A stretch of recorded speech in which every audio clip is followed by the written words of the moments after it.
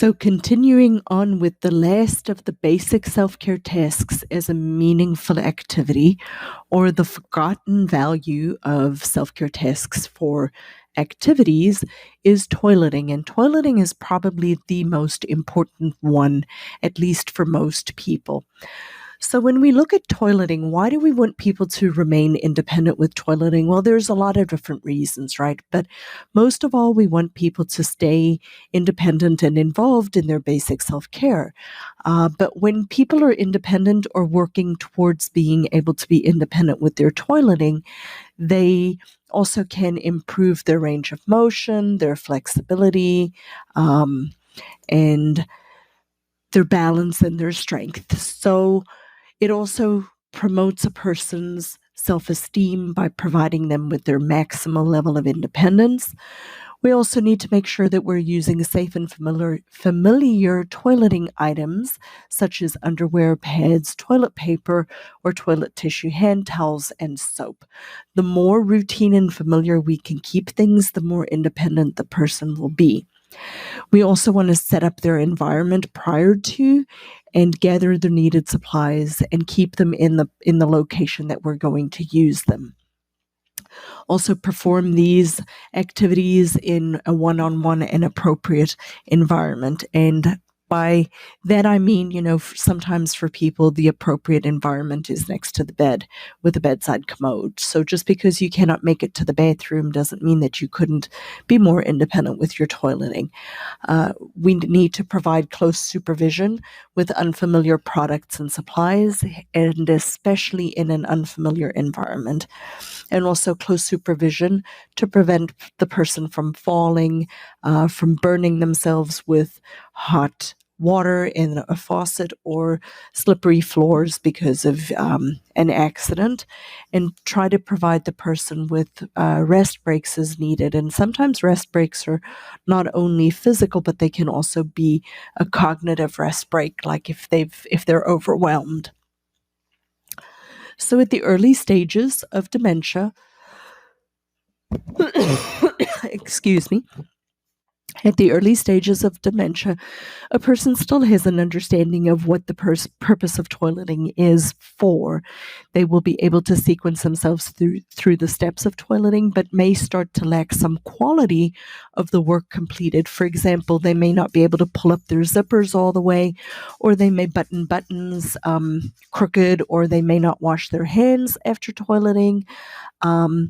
We are to provide them verbal cues for correction as needed.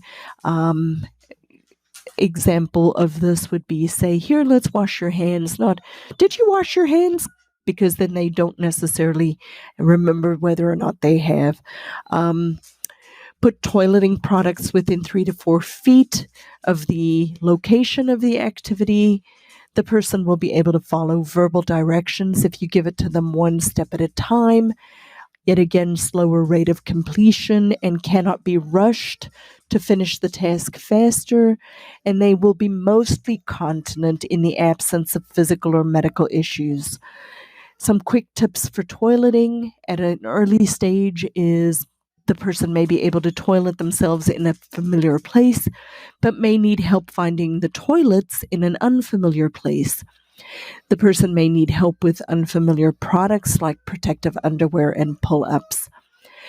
A good example of this is, I always used to joke with my students that if you wanted to see a cognitive activity for a person, is take them to a restroom in Walmart, because nowadays bathrooms are not all the same anymore, right? We used to have bathrooms with faucets. Now we have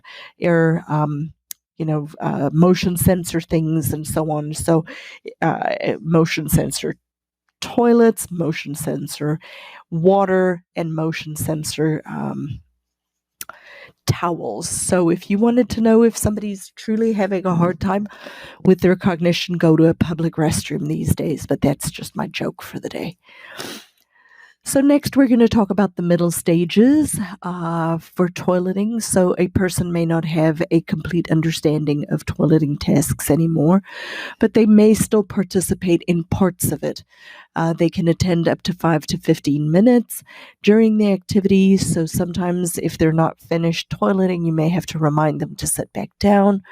They may need intermittent cues to continue to finish the activity, and safe supplies need to be within sight up to an arm's length away. It cannot be out of sight because they won't go looking for it.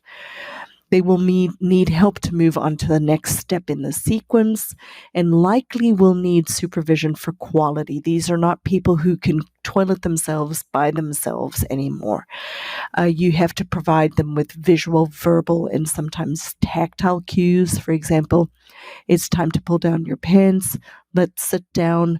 Okay, wipe yourself. Here's the toilet paper. Pull up your pants. So step-by-step sequencing.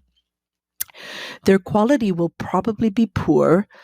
Too much or too little toilet paper, not enough wiping, and not flushing the toilet or washing their hands afterwards. Remember to praise their attempts at completing the work and not the quality of the work, and just assist them with their errors. So a quick tip for toileting is going to be the person might inconsistently find the bathroom in a familiar place. So even in their own home, they may get lost and they may not be able to find the toilet, which can result in becoming incontinent. They may need reminders to go to the bathroom, or they will soil their clothing. They may need help or one-on-one assistance with steps, and likely very poor quality without help. So these people are people that you need to put on a toileting schedule. And the more structured your toileting schedule is, the more likely it is that they may remain continent. And what I mean by that is, don't just assume that they are getting the messages to their brain that says, hey, it's time to go to the bathroom. You might actually have to take them or remind them every 2 hours, hey, mom, it's time to go to the bathroom. Or take them by the hand and say, let's go here, and just put them on the toilet and see if they will void. If you do that consistently, you might be able to keep them continent and not have to worry about periods of incontinence, which also increases costs and increases likelihood of a urinary tract infection. So toileting at the end and last stages of dementia. So this is where things are a little bit harder, and most of the time in end stage and late stages of dementia, people are incontinent. They might still be able to stand and help you, but you will actually have to pull their pants up and down. You may have to give them a tactile cue to sit down. You might have to actually physically wipe them. You probably may be able to say stand up, and then you'll be able to pull up their pants and handheld assist them back to where they were. They will need a very strict toileting schedule in order to have limited continence, but it's still worth taking these people, your loved ones, at this point in their process, to the bathroom for dignity and for strength and for balance and for all the benefits that we mentioned at the beginning. Likely, a person at a late end stage is incontinent of both bowel and bladder, but you can decrease the incidence of bowel and bladder incontinence by taking them and using a timed voiding program. If a person is at an end stage and is bedridden, they will need assistance with changing in bed, which will require you as the care provider to provide them with 100% assistance. So that is toileting, and next in the sequence, we are going to be looking at the higher level self-care skills.